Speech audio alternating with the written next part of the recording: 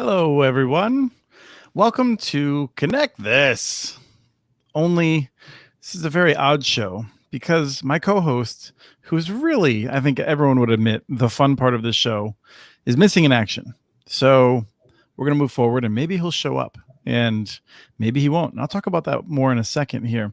But Connect This, or more accurately, Connect This is a show that brings you real talk about broadband in the trenches from the Institute for Local Self-Reliance, where I'm Christopher Mitchell in St. Paul.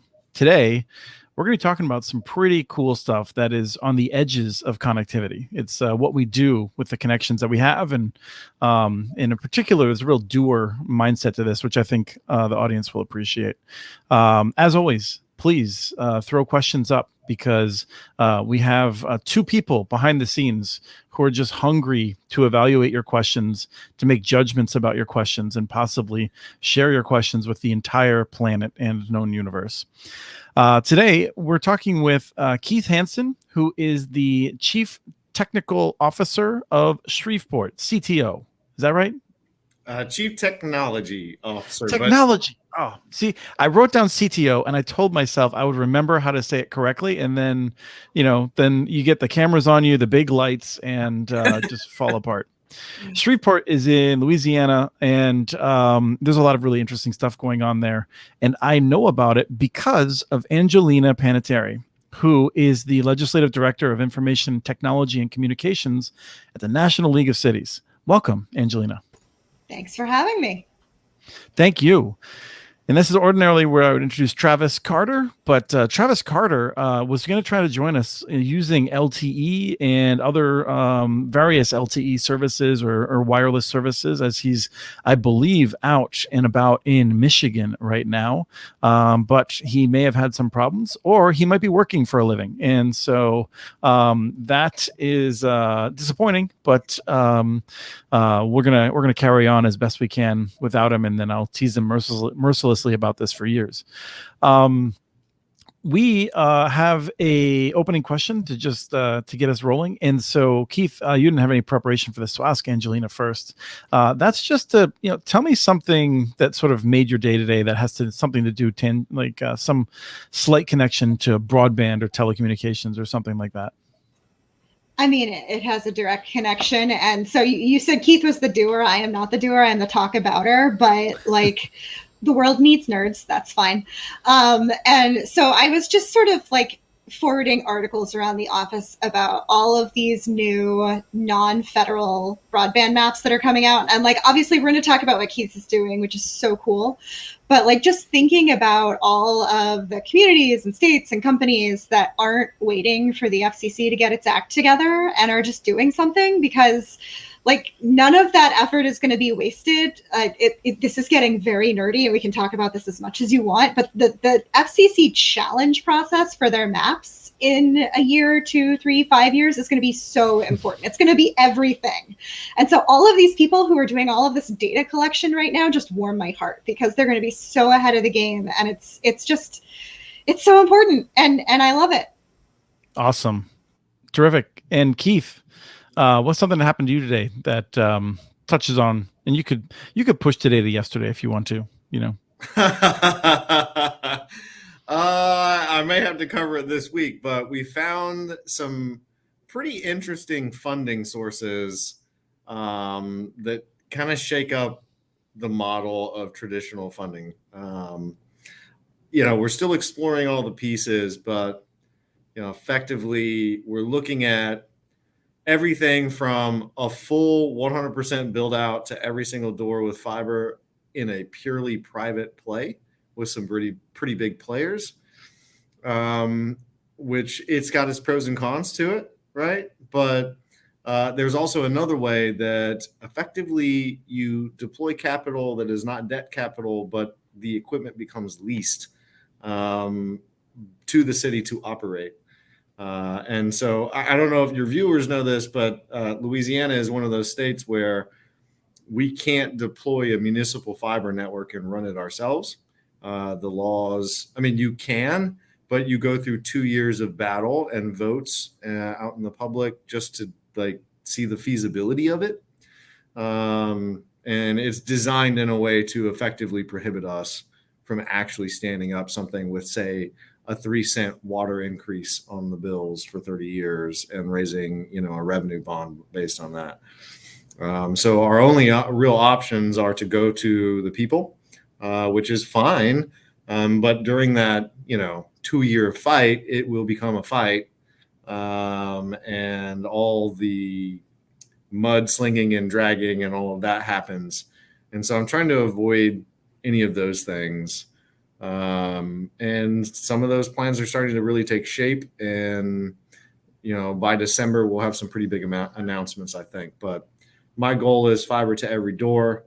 And I gotta care about how we get there. But a big part of me is like, if we can get fiber in the ground in a way that doesn't set us up for failure in the future, like, I'm looking at it. So, and you're also particularly excited about fiber. That's not just like fiber that only one entity can touch, but fiber that's you seem like a kind of guy who wants to make sure there's some innovation and interesting possibilities there as well. Yeah, well, and it's interesting, like, as a city, we have so many different problems. And one of the things I love about just our government here and where we're at as far as technologically is that we're so far behind.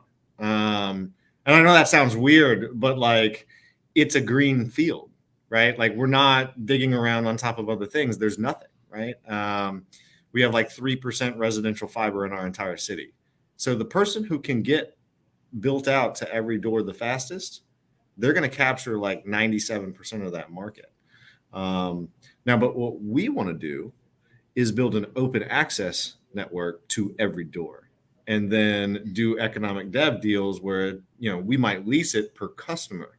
So say, you got to look at all the models and like all of that, and all that's coming, right? But what I prefer to launch is, a network that we lease per customer, so that your only startup costs to begin offering services in Shreveport will be marketing to get lit up on the fiber. And then you've got, a decent amount of competitors based on customer service, as opposed to, oh, well, we're the only ones with the lines in the ground, so you got to buy from us.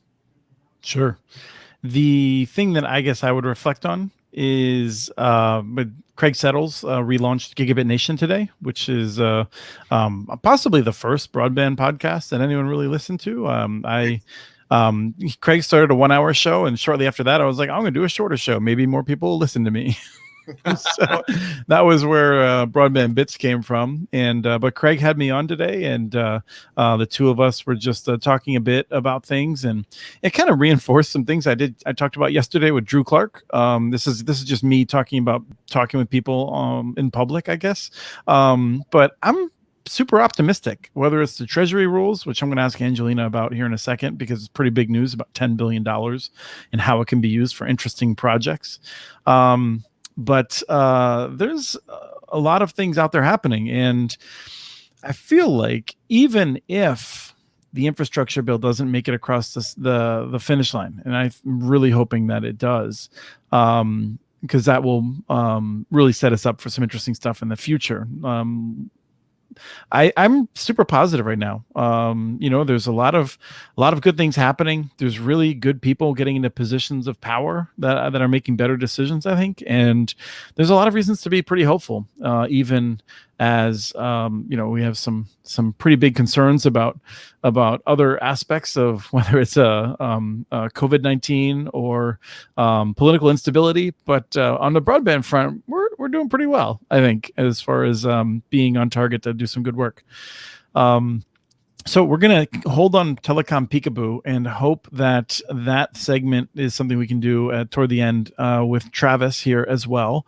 And we're just going to jump into it. We're going to come back to talking for the majority of the show about it's going to be show and tell down there in Keith's window, I think, talking about some of the stuff he's done. And then Angelina and I are going to be asking him about it, and maybe talking about how other folks can do it and whether or not we can expect other cities to be doing things like this.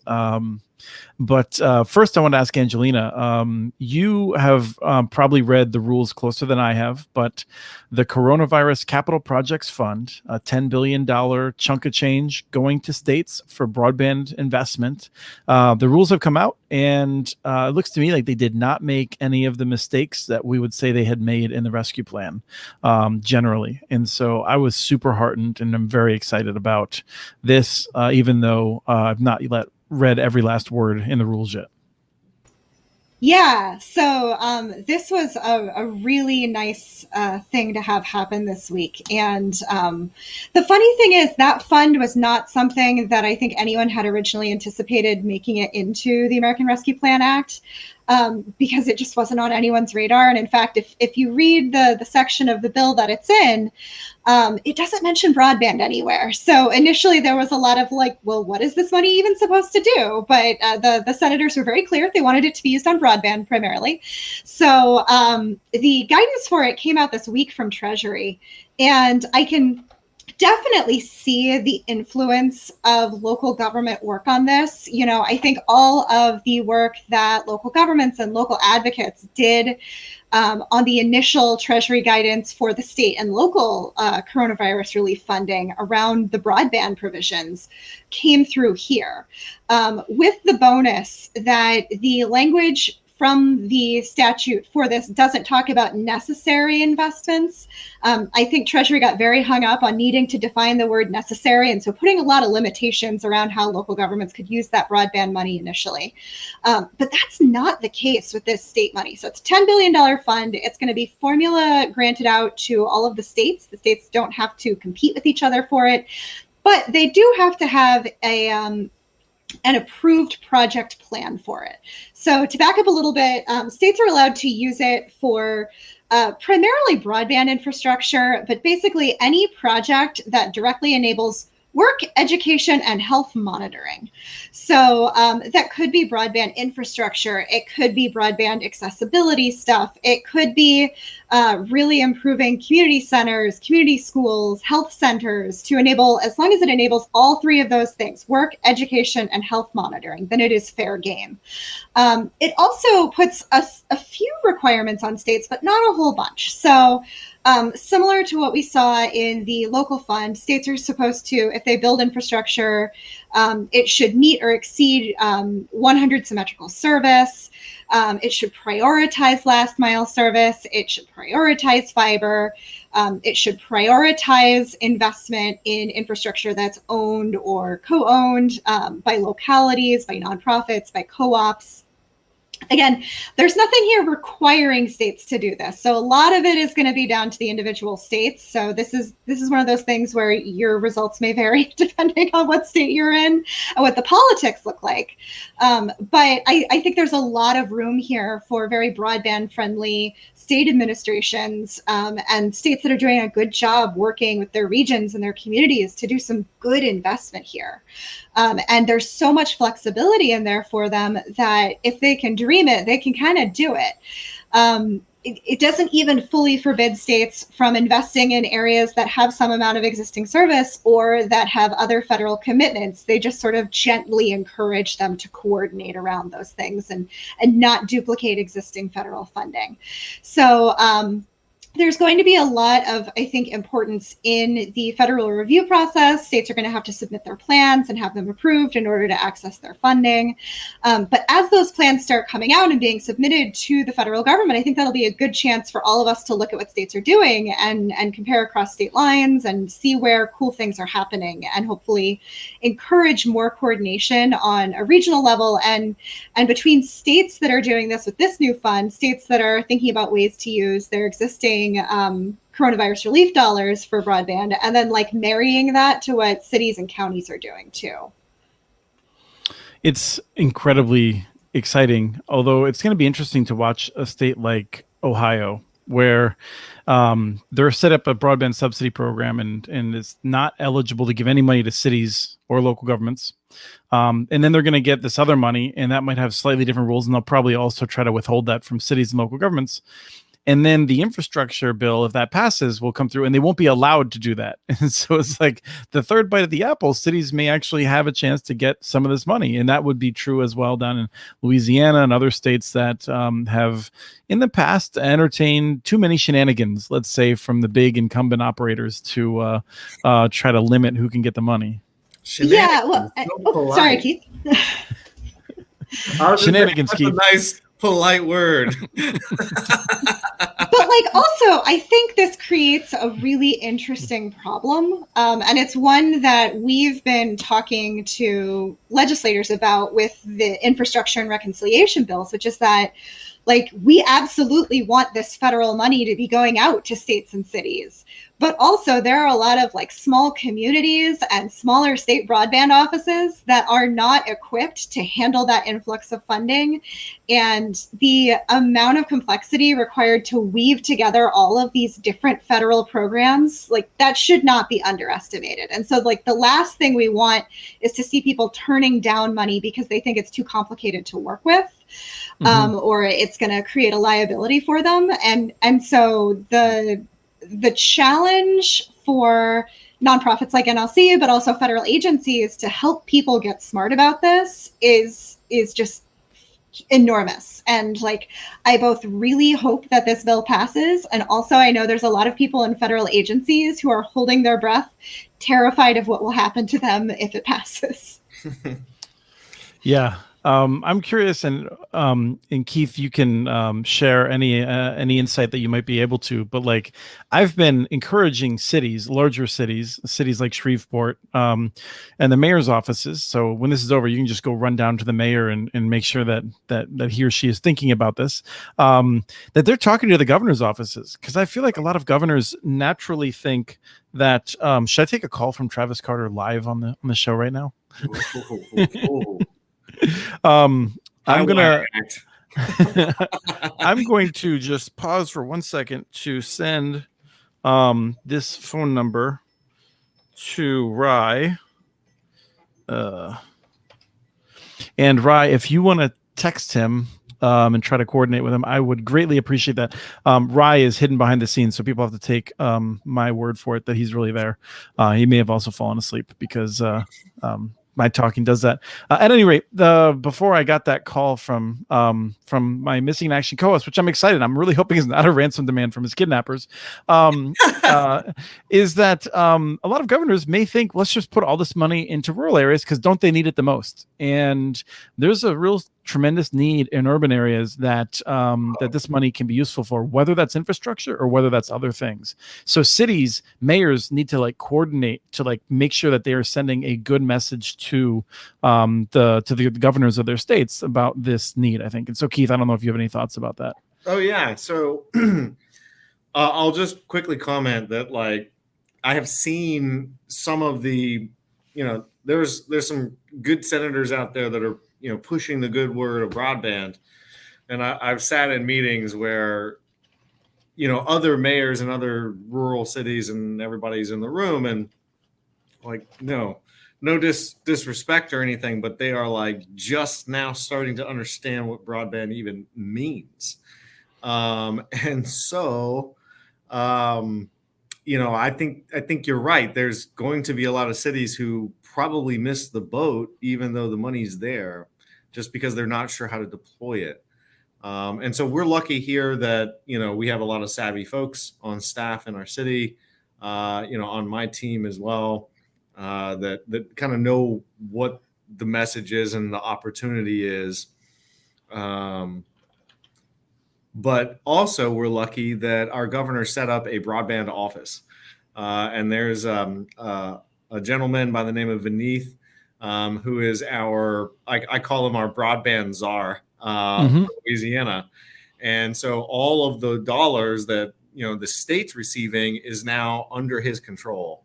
And so there is a lot of talk about trunks going through the state and, going into rural areas. But you're absolutely right. Like, I do fear that, our dollars coming down the pipe, the rough high level estimates is about 150 million to cover every street with fiber in our city. That's affluent, underserved, everywhere, right? And so when you start looking at the numbers coming into our city, 5 million was awesome, right? But it is a drop in the bucket for a city of our size, right? And furthermore, there are more disconnected people in our city than anywhere in the rural areas around us, based on sheer population size, and especially the data we've generated so far in IT in the city of Shreveport shows us this. It all correlates because while, you may have wires next to your house, you probably have old wires, especially in our underserved areas, that haven't been upgraded in a long time. Old equipment hasn't been upgraded in a long time. And so you don't even get true broadband speeds in a lot of the neighborhoods around our city. For instance, my own assistant can't get a security system installed because her internet connection is too slow in her neighborhood. And it's the fastest one she could buy. And so, we have those problems where it's twofold, right? It's a technology problem. It's out of date, but it's also the areas are underserved because they don't believe they're going to return the investment quickly enough. And so they don't invest in those areas. Well, they got a wire there, so move on.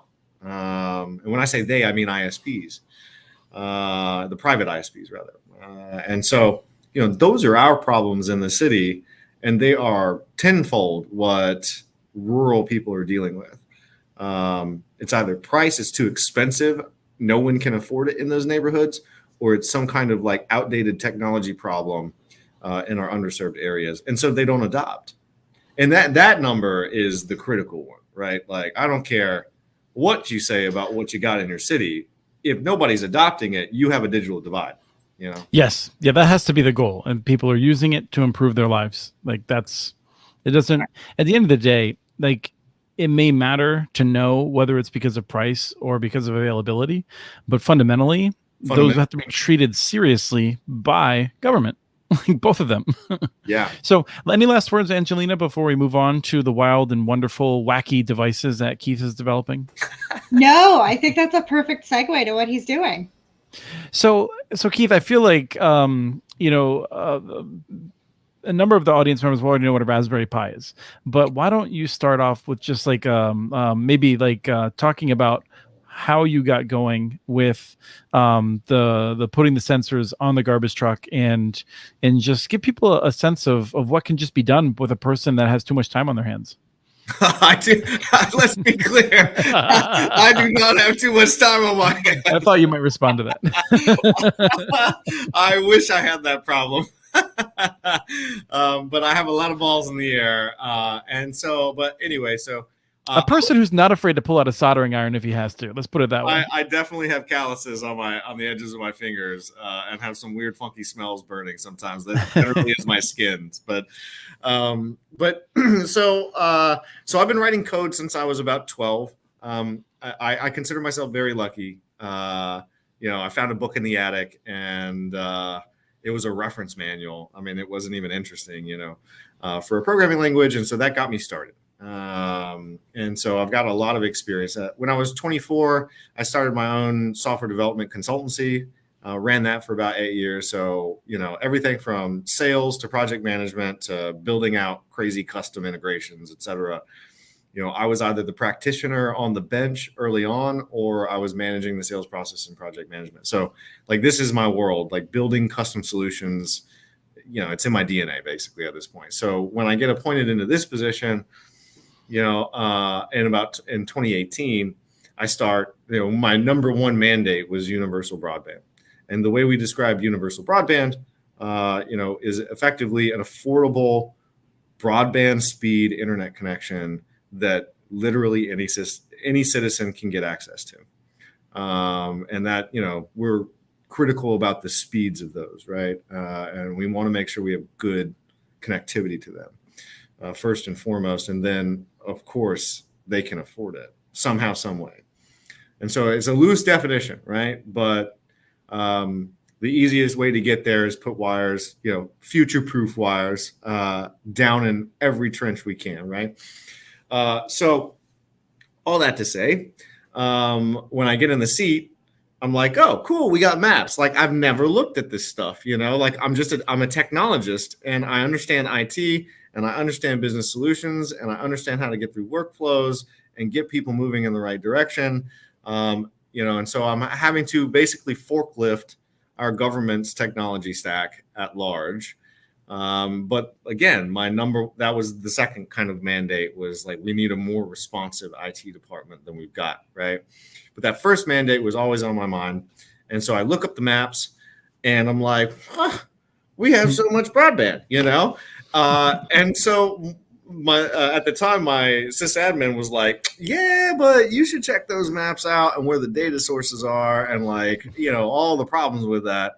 And my jaw hit the table when I started reading this. I was like, these are the least stringent requirements that have the most room for fudging I have ever seen in my entire life. And very little penalty if you just outright lie. Yeah. I mean, what... you can't even tell, if they're lying or not. Like, they say one house on the entire census tract, and then the whole census tract is filled in. And like, if you're not familiar with census tract, they're huge, Well, I think it's census blocks. Blocks, all of which aren't, they're not as big, but still, it's quite significant, particularly in lower density areas. Yeah, well, and I'm thinking down to street level. Like, that's what I want to see. Right. So right. Like, I was first frustrated that I couldn't even see like what streets supplied by whom. And then when I call up our ISPs, they're like, yeah, that's proprietary data. And sorry, we can't have that in the public record. And I'm like, well, can you just show me where the fiber is, And like, that's as far as I got. Like, as far as I could get was they bring in their laptop, disconnected from all the networks, and plug in an HDMI cable and show me on a TV very zoomed out versions of where they're at. Actually, it remind me, like, North Carolina's legislature required some kind of like of disclosure at one point, and AT&T would file a 8.5 by 11 printed out map of the state of North Carolina and where their service was. Super useful. Wow. And it wasn't 5,000 DPI either. Right. So, I think all of your viewers probably know, like, this is the game, right? Like, and it's every person in my seat is dealing with this frustration. And when I ask, well, let's attack it from another way. Like, how many subscribers are on your essentials plans, right? Well, they give me a big, broad, years long range of how many customers they've served. Not active, not, any of the numbers I'm looking for. Because my job, I need to go into those streets and figure out how to get these people better internet, right? And whatever money might come my way, I need to know exactly where to deploy it, not maybe if some kind of augment on something else, right? So anyway, I got fed up about 2 years in, and I had been talking about what we can do. Oh, and I'm sorry, one of my other main objectives given to me was a smart city. Now there's no fiber. I just told you guys that, right? Like, there's no poles that have conduit in it. There's no fancy anything, right? And so my first year was basically being sold all of these technologies, in pitch sessions, where it'd be like $9 billion. I mean, I'm exaggerating, but like many millions, right? Like, they want to replace every street light, and they put NEMA socket sensors on it, and when a wreck happens, like the lights will blink, intelligent traffic systems, all the things all of us, generally deal with, but for outrageous dollars, right? And I got to be honest, like, now 3 years in, almost 3 years in, like, I see it. Like, we definitely don't get fair shakes in government when we have bags of cash sitting around all the time, right? Like, that's the way vendors see us. But like I told you, I was the guy that companies called to have a firm build out brand new custom tailored solutions, right? And so I had just gotten into Raspberry Pis as a side hobby to build a cyber deck. with my 3D printer and things like that at home as cool projects with my son. And I had been using Raspberry Pis to teach kids in schools all about technology and computing for relatively cheap. And if people aren't familiar, Raspberry Pi is like a super small, cheap device that can be programmed to do lots of interesting things. Yeah. So what's like $15? Show and tell time. So this one was $8 when we bought it, right? And this is a Raspberry Pi 0W with a GPS chip. Like I've got the broken one here so you can see how bad our solder job was. But I use this for show and tell. And an antenna connected to the GPS chip, right? So again, like this is less than $20 a device. You may get an enclosure or something, add on another $10. But I spent less than $600 on this whole experiment, right? And what I did was effectively the same thing that I used to do in high school. Allegedly. Allegedly, yeah. Before I could get thrown in jail, I'd clip a wireless, antenna magnetic onto my roof. And me and the buddy would roll around all over and we would see what Wi-Fi was opened and map it. And if it was open, we looked around as crazy as that is. But, that was back in the day, probably even before like Firesheep, where you could just hijack someone's Facebook session at that point. Which I think at that point, most of the networks were a little bit more secured than that. But well, back then it was WEP only. And so right. WEP was so easy to crack. Right. It would take like 10 seconds. Yeah. It was, there weren't like button clicks that you could just crack things with back then. But the tools were open source and, or so you heard. Yeah. Or so I heard. Right. So anyway, there's a tool called Kismet and you use Kismet to do all kinds of stuff. But one of the things a lot of people do is map wireless networks and open closed networks and things like that with it.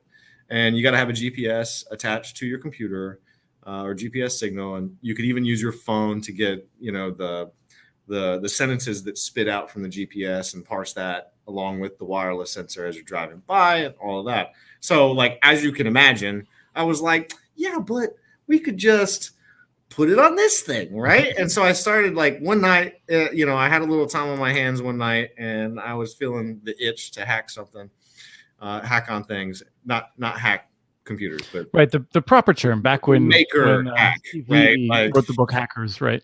I understand the traditional sense of the word. And so I had that itch and I wanted to work on something, and I had a rough day trying to get data again. And I was so frustrated and I was like, this is BS. Like, how do I get this? There's got to be a way. And it just like, it was like a lightning bolt hit me and a pile of bricks hit me. It was like, oh my God, how would I see this if I were standing in front of someone's door? How would I know they have internet? Well, I'd look on my phone for Wi-Fi. Mm-hmm. Right. And we had just gotten done like walking around neighborhoods. And I'll tell you about that project too. But basically saying like, well, is there too much wireless in the area for us to hang wireless on poles and get blast internet down the streets, basically? And using the same tools on your phone to like scan the networks, you're seeing all the SSIDs, you're seeing the signal strength, all of that. And so you get a feel for how much internet is down a street that way. And so like all of these experiences like slam into my head in like one moment, and I'm like, oh, we're literally war driving around measuring internet connectivity. And I know I can put this on a Raspberry Pi, I think. And so I do some Googling, and Kismet has already built drivers for the Raspberry Pi. Like there's a nice kernel that you can download and not have to recompile yourself and different things like that. And you can set Kismet to not capture packets that are like encrypted or even unencrypted over the wire. You can configure it to only care about the SSID, the RSI, and the GPS location and the timestamp, right? And so I compiled the kernel onto one of these, and we bought like a $12 or I think it was like $16 at the time on Amazon, little GPS chips, and they're not great, but they work. These are horseshoes and hand grenades accuracy that we need here, right? And so we built it to where it was a stored and forward model. I'm not going to have internet connectivity out there, and I don't want to pay for hotspots and garbage trucks and things. I don't need yet another device that could fail in the field. I'm already asking garbage truck drivers who have, a huge day ahead of them anyway, please unplug this from the charging base and put it in your truck. And then when you get done, plug it back in. And they have a lot of things they got to deal with in the truck already. And so, I'm already asking way more than any other director has ever asked them to do. And so I didn't want yet another complication. So we just did store and forward, stores it on the SD card. There's a little SD slot on the bottom here that, gives you the storage and loads up the OS and all of that. And so anyway, all it does is when it's driving down the street, any vehicle that's in, every second is putting a GPS dot in a file, and then next to that GPS dot we have another file. Next to that GPS file we have another file that says here are the timestamps of all the SSIDs, their signal strength, and their MAC address, so that we can unique all of the data, right, and make sure we're not counting SSIDs more than once as the truck stops, right? Because they make breaks and they stop, but that's a really good time to start picking up all the wireless, right? But we used garbage trucks.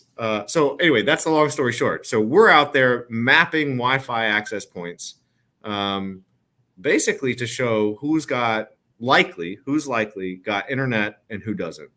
And we are making a logical leap here that, if they have wireless, there's probably an internet connection tied to it, right? And similarly, you probably don't have a lot of families who are straight wired only. It's not a substantial number of people who are paying for a gigabit connection in the 3% of town that could get it, who are then refusing to have any wireless signal escape their home. Right.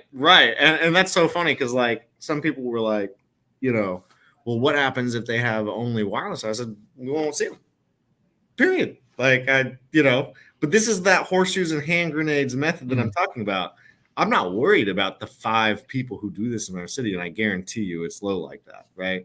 I'm worried about what I can see, and what I can see is that, hey, we got Travis in. Travis, welcome.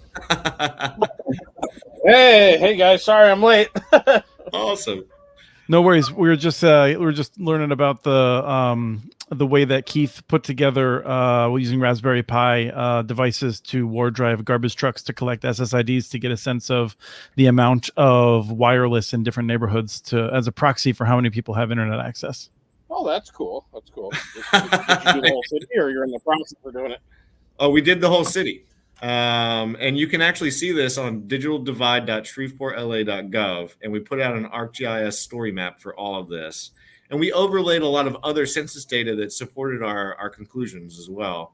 But if you scroll to the bottom, the last map that you can see in that story map is our ArcGIS map of the data we record off the garbage trucks. And so one of the cool things about garbage trucks is that they hit every street every week. Right? So you also have change over time potentially then too. Exactly. As soon as we started looking at the data, I was like, oh my God, we're going to get this every week. We're going to be able to show people what we did. How often in government do you get to see the before and the beautiful after of a successful deployment? It's mostly about the success. It doesn't show you generally the massive amount of leap that you made, right? And so that's why we put them on a garbage truck. I challenge you, come up with any private citizen's car, business fleet, private company, public, even our engineers and our roadway guys, they don't hit every street every week, right? So the garbage trucks are the perfect platform for any city to collect data as they drive around. So I'm turning our garbage trucks into super smart garbage trucks down the road. There's other things that we're going to be working on. But this was one of the first ones that we actually deployed out in the field. And to be honest, I hacked out the V1 protocol, the V1 version of this overnight. It was not hard, right? I'm not a genius at, trying to program these things. It was very simple. And just so everybody knows, if you search City of Shreveport on GitHub, we open source everything we do. So if we deploy something, we're open sourcing it. If we hang it on a pole, we're open sourcing it. And so we have an inside IoT team here of 3 people that do all of this. And then I hack a little every now and then. I hand them the bag of parts and I'm like, make this beautiful, make this production worthy, please, and then they take it from there. So Angelina, one of the things that Keith and I were talking about, I think when we were chatting, and then Travis and I have talked about before, is I get the sense that a number of cities have someone that has this sort of interest, but not all of them, and frankly, not enough of them. Is that your sense as well? Yeah, I think so. If a city is big enough to have an IT department, then they're likelier to have a Keith around, and if they're not, they're not. But most cities have a high school. Most cities have a community college nearby, and I think that's one of the things that I know NTIA in particular is trying to get people thinking about is you don't have to have the people who do this be the people who work for the city. You can also please partner with your local schools. Please partner with your community institutions and your libraries and get people who are interested in doing this stuff involved because they want to help. It's a good project for them. And then everybody wins and you're not as capacity drained and boxed into we have to hire a consultant to do this and we got to put together an RFP and that's going to have a cost. So no, just skip that part. Yeah, this was the most beautiful thing about this project. It was $600. I got to P card that, a purchase card, right? I have a $1,000 limit on that card, and then I got to call finance, right? And give them the heads up. I didn't have to call anybody. The fact that you don't have to do any bid process for this should perk everyone's ears up. Sure. No paperwork. 0 paperwork. That was the awesome part. If there's any other CIOs, CTOs out there listening to this, the hell that is procurement, right? And it drags everything down that I'm trying to get done, right? And so if you have a working solution that you made in your own shop, that's it. Deploy it, right? Obviously, you want to make sure you're not going to take your whole network down and things like that, but that's not what we're talking about here, right? This is, flat files on a disk, right? Now when we did put some intelligence into it, when it finds its home base SSID, it actually switches out of listen mode on the wireless and then, connects to the hotspot where the garbage trucks park. And then it uploads all that data, and that's how we collate it and put it on the map and all of that, right? But you don't have to do that. You could totally flat file, sneaker traffic this back and forth to get real insight in your city. Even if you did it one time ever, that will suffice, right? I just got a text from Travis that LTE is not living up to the promises that have been made by a certain lobbyists and big companies. So one of the things that I feel is, if you're willing to share it, is it's one thing to do these sort of simple little devices, but you're doing some stuff that's going big time in terms of storing surveillance video, and again, recognizing that there might be some challenges in terms of traditional ways of getting surveillance footage from business owners and things like that, where everyone's interests are aligned. It's just that trying to deal with it is hard. And so, can you share more about that box? Oh yeah, absolutely. I got a broken one over here, but it's got all the parts in it, and I can walk you through how it works. But all right, so pretty basic metal enclosure. It'll dissipate the heat well, etc.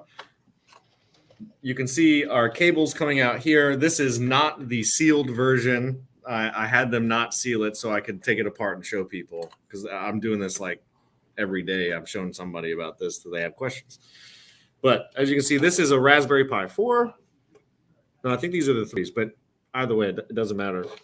This is a PoE Ethernet switch.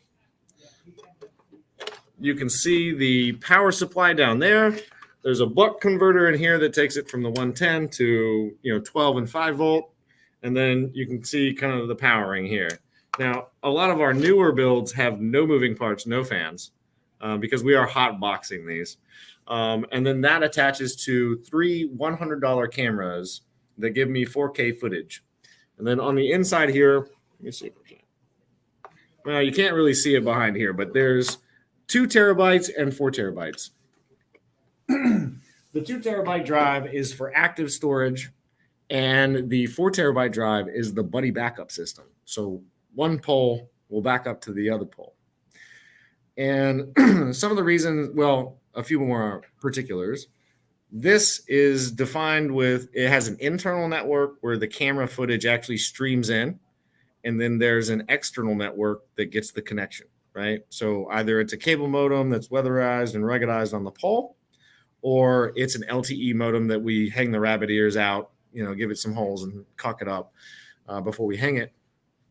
And then on the inside of that, so that we secure it, because I built this with in mind that that we would only have public networks that all of this would be going over, because I don't know what infrastructure we'll have in place now or in the future, right? We're working on it, right? And so it needed to be built with the idea that we were decentralized for multiple reasons. Like, one, you can't hack one camera or one endpoint and get into the entirety of our security footage. That is, if you hack one of my cameras, you're going to hack 89 other camera systems, right? There's no failure point either. So let's say the internet gets cut. Doesn't matter. We're recording the footage. And when it comes back up, we'll have that footage available, right? Let's say... Sledgehammer to the box. What's that? Sledgehammer to the box. I missed it again. I'm sorry. Sledgehammer to the box. Yeah. Well, let's say someone climbs up there and rips it off the pole, right, and rips the hard drives out. Well, those are encrypted at boot. So nothing can be seen like that. There's no clear text data on this system ever, right? Other than, like, there's a dot file that says, I am this pole. And when it boots up, it sends, I am this pole to the API that it is on a software-defined network over called Zero Tier. Zero Tier is a really inexpensive method to get a software-defined network, and it has super advanced features.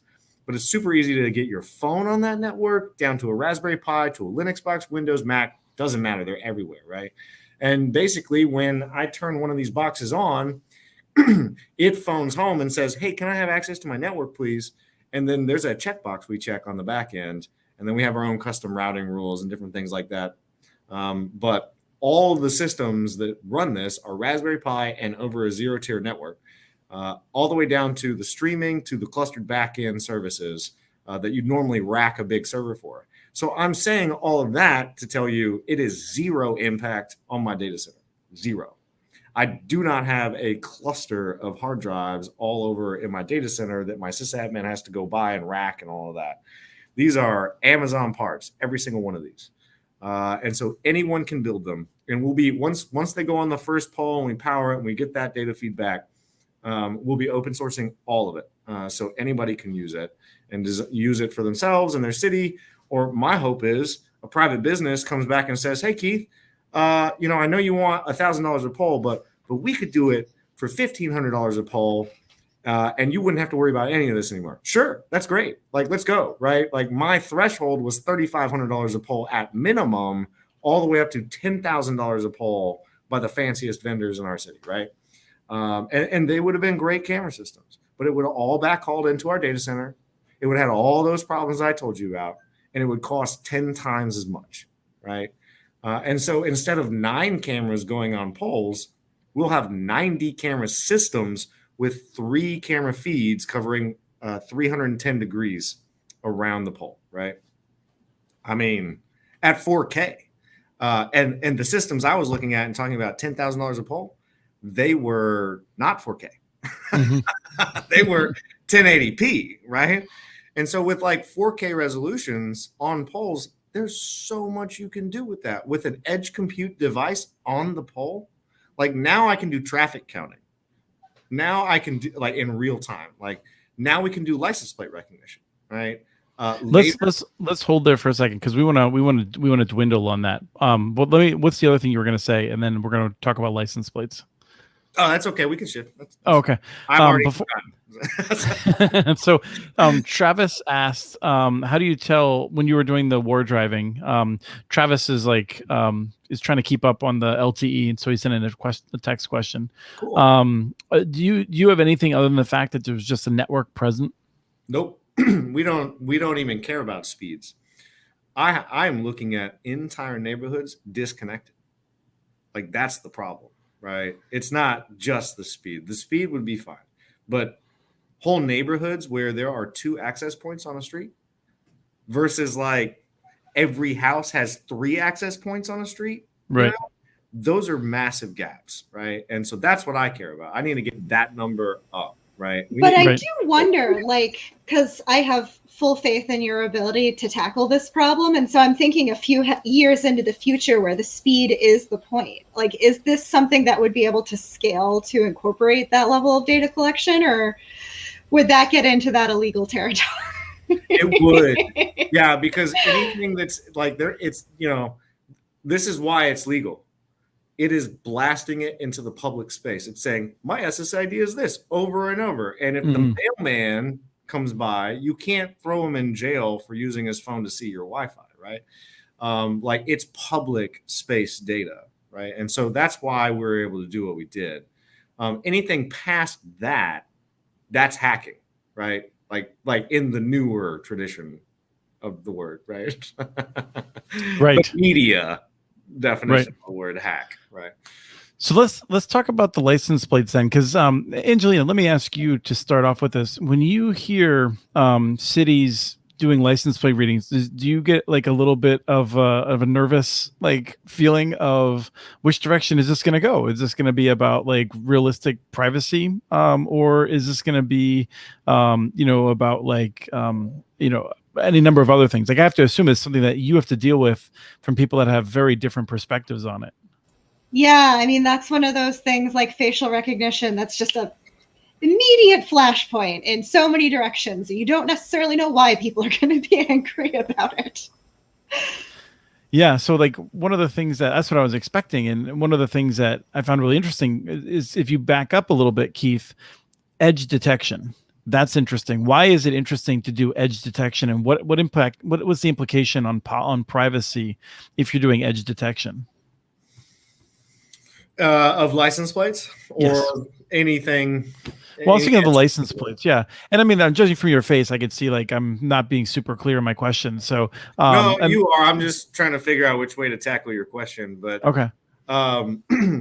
So it matters having compute on the edge, because if you lose internet connectivity, you lose data that could potentially solve crimes or prevent them. And with like our real-time crime center, we're standing up inside of IT actually for incredible cost savings than most other real-time crime centers, as is my norm. But that's how I get a lot done, is like I'm saving money. Like at the end of the day, well, and that's what I was getting at was that it's one thing to like transmit 4K of data 30 times a second or 24 times a second or whatever you're doing versus a series of digits. Bingo, right? Like, so there's failure points that you now have to worry about and have backup connections for and all this stuff. But if you have edge compute, yeah, you may lose communication with the box for a little bit, but it's still got power. So you can always go back, right, and look at that. Traffic counting, et cetera, like weather vanes, temperature sensors, taking LoRa radio waves and transmitting across faster circuits with data, right? Like all that becomes possible on the edge. And that's why the edge compute is so important. It's both disaster recovery, right? Because you have now 90 devices out there that are fully independent and can register all this information without, short of power loss. And I don't really want to hang batteries and things like that on it, although we're looking at solar power panels, versus centralizing all that data and ferrying it across the internet, right? Right. And then you have the privacy implications of it as well, because it's one thing. I mean, you could use your devices to send a list back constantly of, I'm seeing this license plate, I'm seeing that license plate, and you just have this massive list. But with the edge compute, you can actually just say, flag me if you see these license plates. And at that point, you're not you're not creating a database of where all the citizens are, which is a major concern for people legitimately. Yeah, absolutely. And I'll say this, like, we looked at all of the private, like, I'm a privacy wonk personally. So, I have my own databases of photos and different things like that, running open source software on Raspberry Pi clusters at home, backing up software at home. I'm on Facebook. I'm on the things that we all know are awful for privacy, right? Because I'm a human and I want to interact with family and things, right? We all need to know what our friends' spouses' names and children's names are. That's why I'm on Facebook. And birthdays. Yes, exactly. But at the same time, like, I sympathize and empathize with privacy advocates, right? And so I looked at every single bad rollout that I could find on a real-time crime center and every single good rollout on a real-time crime center. And the good ones had all the blessings from all the privacy orgs because they stayed under 30 days of data, period, in a story, right? And our cameras on poles are anywhere from, depending on the amount of change in frames, because it's H.264, but depending on the amount of change per frame, we're able to store anywhere from 2 to 4 weeks of footage on a 2 terabyte drive. And it's totally, it allows us to, like, via software, define how many days. It's not just storage based, right? So we can say 3 days of storage on that because it's sensitive, or maybe the HOA paid for the camera and this is the timeline they want, right? Like that kind of stuff. So that's possible now because of this distributed system, right? And the data lives there and in one other spot in the city, and so it's available. It's always available. Like that's the beauty about edge compute. And you're not backhauling things to super big, powerful machines out in the cloud that cost a lot of money and you have to have dedicated connectivity to. You're putting a neural compute stick for $100 on top of this Raspberry Pi, and now you can do open ALPR, right? Automatic license plate recognition. You can do which even the just base models of TensorFlow AI for recognizing a license plate, that'll get you like 80% of the license plates. So you don't have to go out and spend tons and tons and tons of money on it. Now I'm talking to vendors and they want to sell me another box, right? I don't like that. I like open source. It's very transparent to the citizen, right? That's one of the main reasons we made it open source. It's like, if you don't trust me, you don't have to. Like, go get your geek friend to read this code and tell you what's going on, Well, what is the process then for you to produce 100 of those? Is it best that you assemble them with your team, or can you, under procurement challenges, I mean, can you have a contract with someone that assembles them for you and things like that? What's the real life approach to that? Love to have a contract with a business that could assemble these for us. Because like my IoT team is kind of a hit squad. Like I give them a problem, I'm like, build a device, like fleet tracking. So we've got... Yeah, they want to do it the first 5 times, but they don't want to do it 100 times, right? Yes, exactly. Like they signed up to solve lots of problems with me, right? But this is our fleet tracking device. And all told, it's like $40 to build one. And then, like right now, we have a vendor that's charging us $35 a month, no matter how many megs of data we use. And we're getting like every second pings, which is nice, not required, right? We don't need that level of data granularity. We need once a minute, right? And so for like $50, I can build a device and then sign up for Hologram or one of those resellers of megabytes over LTE, right? And pay like 34 cents a meg and send 111 bytes every minute, which you don't even touch the meg. Yeah, you might pay $3 a month at that point, right? And so we're going from $35 a month per car tracked to $3 a month per car tracked. building with software that's going to be open source and then ties into our ArcGIS integrations and gives a nice interface to roll back the time, et cetera, right? So like this is the stuff you can do when you start putting compute on the edge.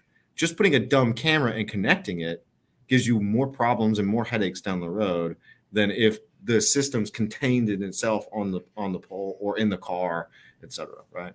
Now, And Angelina, this is the smart technology we're talking about. Like all those many millions I told you about, like it's a NEMA socket. Like we can right. build that. In fact, our LSU Shreveport here had a kid show me. I mean, a kid. He's a grad student, right? But like he's in grad school, and his senior project was a water meter that used a Raspberry Pi. I'm sorry, an ESP32, which you can code with Arduino code, and then a very cheap, like $8 part, and it radioed it back over his Wi-Fi. He knew exactly how many liters every day of water his family was using, right? Really cool, you know. Now, can you deploy that to 65,000 houses in government? Probably not, right? But the point is that like you can get things done very cheaply and get good insight from these tools, either from your citizens and citizen scientists, or you know, from a department like what we've built here, you know. Well, this is, I think, useful as we wind down the show here. Angela, I wanted to come back to you because I feel like for me, this is a reminder that even I sometimes buy into this idea that like the government's behind the times and slow and we need like the private sector to do stuff. And I think whether it's, you know, Ammon, Idaho, which is doing this amazing stuff in terms of moving forward with a vendor, but you know, like it's crucial to it with the people that are in Ammon. The cities are doing really interesting things that just they often don't get credit for, it feels like.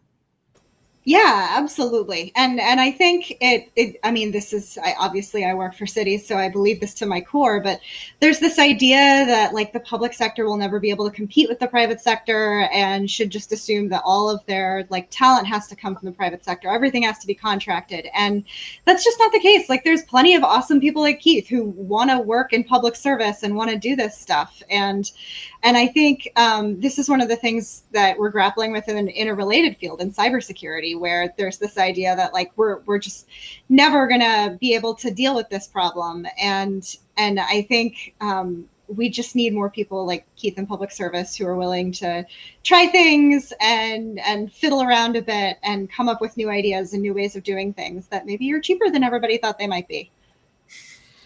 Yes. Yeah, no, I so support that. And in particular, I feel like there is a question of how do we make sure that people like Keith don't get run out because they're awkward. They're asking too many questions. They're like, why are we doing things that way? Like we need to make sure that the bosses of people like Keith, when they're coming up, are friendly to them. Yeah, we got to make sure our elected officials appreciate you and all of your counterparts. Yeah, I did definitely want to add like the reason I'm able to do this is because I don't have to use large sentences to explain things with my mayor. He's my age. He's called our technology mayor basically by most in our city. Like this is a major prong of his whole, you know, mission here is to bring us into the 21st century. And so that opens so many doors for me and makes sure that I get support, right? But I'll be honest, like not every elected official here loves what I'm doing and how fast I'm going. And, you know, they want to see us plod along, but I don't have time for that. These citizens don't have time for that. Like we got to do things. And so more to your LPR discussion and privacy and all of that, like it's privacy first for me, for sure. And especially like this is the most private way to do it, right? These boxes with hard drives on the pole. And yeah, and let me just jump in because this is something that I feel like people don't always necessarily appreciate, which is that let's say that there's a person that's stolen a car, and I don't know. Do you want to describe the actual situation that we talked about? That's right. Yeah.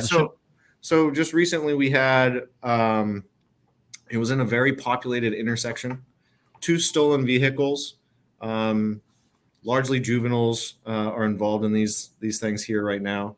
But, you know, with the unrest from the pandemic, all the financial issues, all those root causes that lead to crime, that's all happening to us just like it's happening across the nation.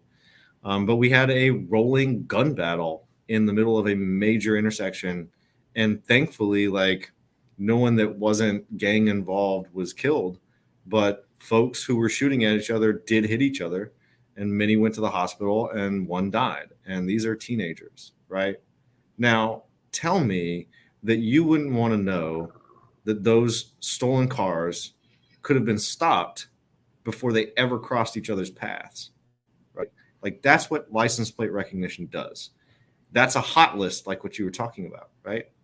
And so if we were able to say, hey, these two stolen cars, they've been on the road for 2-3 days or so, right?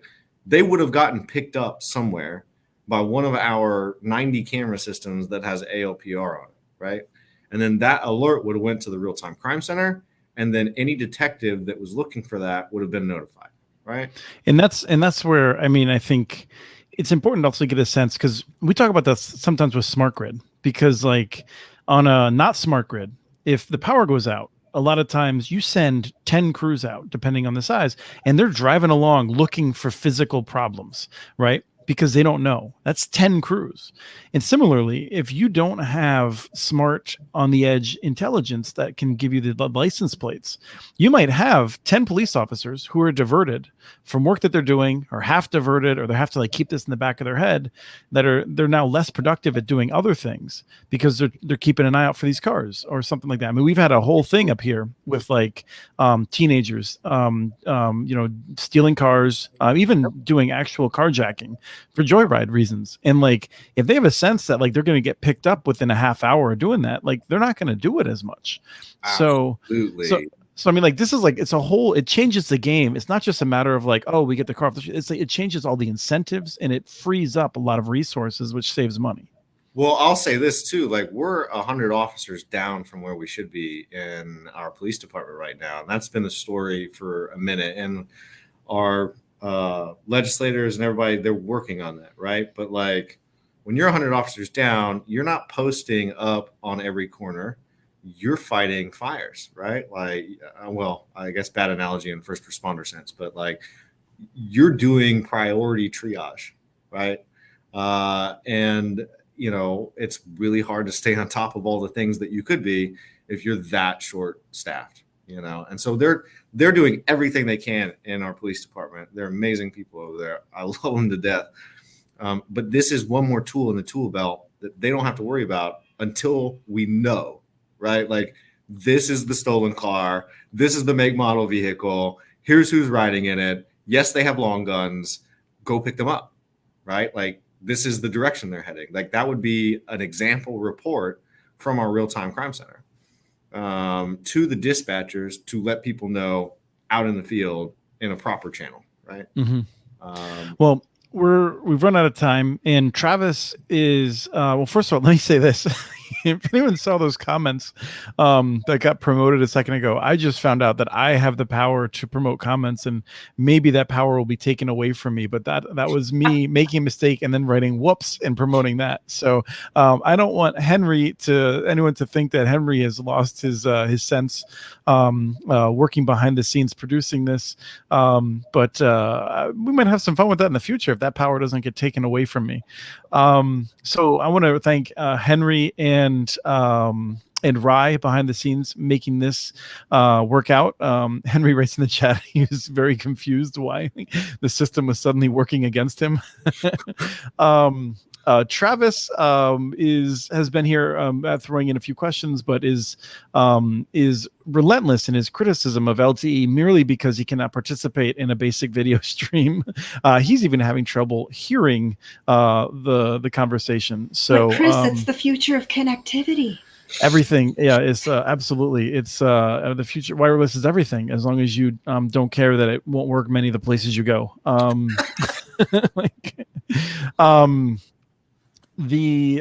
we're gonna save the telecom peekaboo for a time when Travis will be able to see it and we'll be able to talk about it. We're gonna wrap up here unless there's any. Let me give it a chance to Angelina and Keith. Any final comments? You know what? No.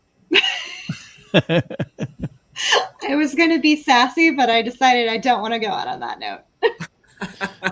I don't understand, but I appreciate it. I always feel like I want to go out with something dramatic and sassy. But Keith, is there anything you wanted to? I mean, this has been terrific. I really appreciate it. And Angelina, I'm so happy you were able to join us to help provide some context. But Keith, thank you so much.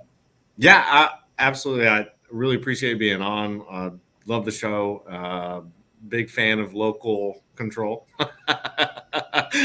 and what they do. At the NLC. Thank you guys for inviting me to this. The only thing I'd encourage is like you guys said, like there are other ways to do this than just hiring people in government.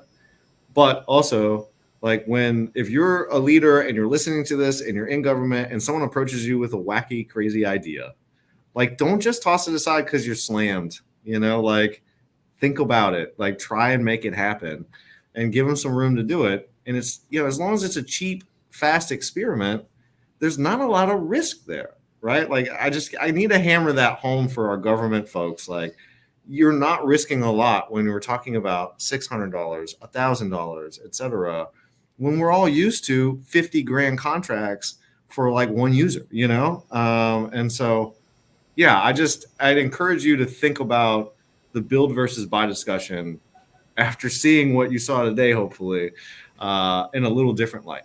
But Keith, I'm going to throw that back in the other direction too, and say that especially these elected officials, their brains are going in 1,000 different directions, and so I think for those of us who work in the tech space, either in like a hands-on practical way or the policy side, we have to remember to not speak in a foreign language. We have to explain what things do and why they're important, and not just go straight to like, this is the law and this is how it works. And like, but like, what does it do for people's lives, and articulate that better? Because I think there's a disconnect and I think we can get past it. Yeah, I have to use as few words as I possibly can all the time. And I'm not saying that as an insulting way. I just know technology folks like me can go on and on and on and on and rabbit trail, and get lost in buzzwords and vernacular. And you're absolutely right. Like I am getting better about that. I am not great at that yet. So having a mayor who can translate for me sometimes is amazing. Let me just say. It's a valuable skill. It is. Yes.